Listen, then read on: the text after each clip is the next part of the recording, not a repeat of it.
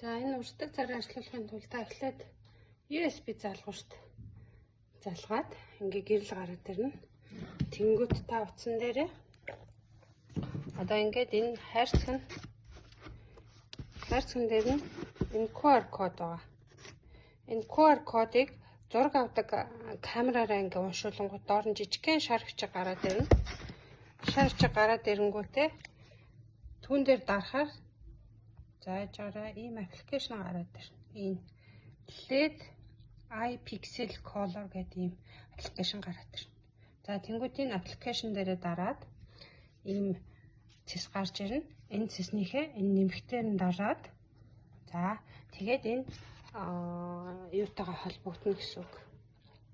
LED гэрэлтэйгээ холбогдно. За одоо холболт уншиж чинь тэгээд утасныхаа Bluetooth-ийг заавал асаана. Энэ маань Bluetooth-ээр холбогддог байгаа. За минийх дээр болохоор бүр 3 гарч ирж байна.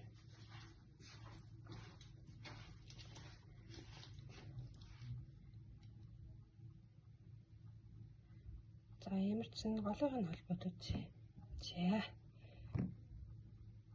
За ингээд ерөнхийдөө текст, галерей, програм лист ингээд зургнууд, анимашн, контрол байна.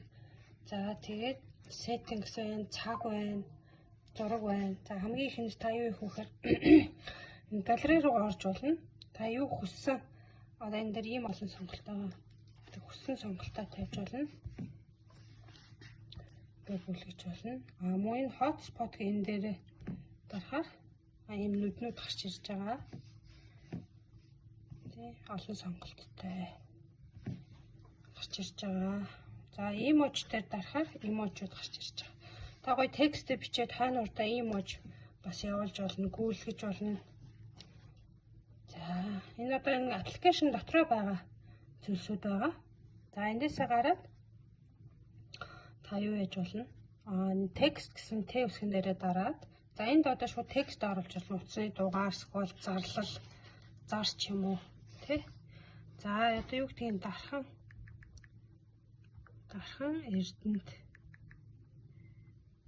Эрдэнэт явна гэд бичээд үзье. Тэгээд ингээ бичингүүтээ энэ эффектэн дээрээ дараад за яг энэ дээрээ байж хатан та энэ өнгөө сонгож болно. Одоо ийм өнгө ч юм уу те. За эффектэн дээрээ дарахаар одоо энэ бичиг маань яаж хүчин. За харъя. Эффектэн дээрээ дарахаар ингээд урсж байгаа.